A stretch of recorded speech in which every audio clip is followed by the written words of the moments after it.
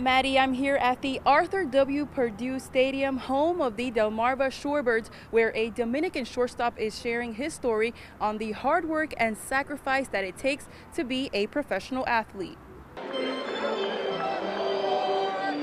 A designated hitter hungry to get on base. Crowds roaring. But at bat, he's focused on the pitch, and as a result of his hard work, a home run to win the game. 21-year-old shortstop Carmona says he's living the dream, and making it to the Delmarva Shorebirds roster has been a significant step in his career. La concentración que he tenido últimamente en este mes. The concentration I've had this month, I think, is what has helped me to have a better offensive and defensive season. Shorebirds manager Dave Anderson says he's an asset to the team. For me especially is that he can speak English, so it's easy for us to communicate. And I think a lot of fans don't understand how big a deal that is when you're trying to talk and change some things and help a player. He also helps the other players that he can translate.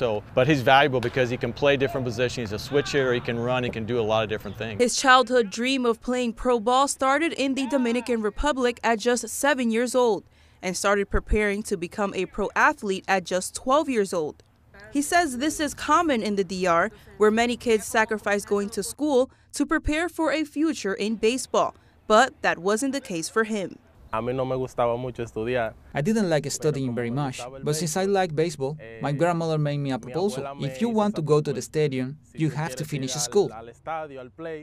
He says trying to find a good job and steady income in a poor country is difficult, and baseball served as the way out. He started to realize that he was getting really good, and he was right. At just 17 years old, he got drafted, allowing him to become the breadwinner of his family. Cuando nosotros empezamos esta carrera de béisbol, when we start our baseball career, we think about our future, but we also think about our family future. In that way, we can get ahead as players, but also help them either economically or other ways. While arriving at a new country was a culture shock, he says he's adapted well, working hard while family is thousands of miles away, but hoping to be one step closer towards a debut in Baltimore, and one day seeing them all in the crowds. With coverage you can count on in Salisbury, Richardson, WRDE Coast TV News.